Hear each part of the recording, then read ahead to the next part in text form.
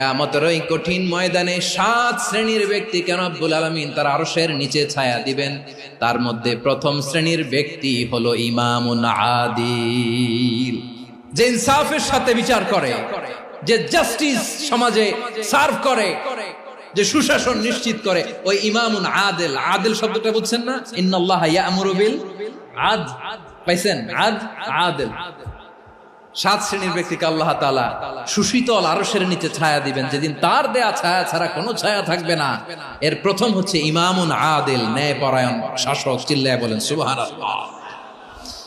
আবার বিশ্বনবী বললেন, ইন্নাল মুকসিতিনা ইনদাল্লাহি আলা মানাবিরা মিন নূর আন ইয়ামিনির রহমান। কিয়ামতের দিন যারা ন্যায় পরায়ণ হিসেবে আল্লাহর সামনে দাঁড়াবে, কিয়ামতের দিন রব্বুল আলামিন তার আরশের ডান দিকে ওই ন্যায় পরায়ণ লোকদের জন্য আরশের ডান দিকে একটা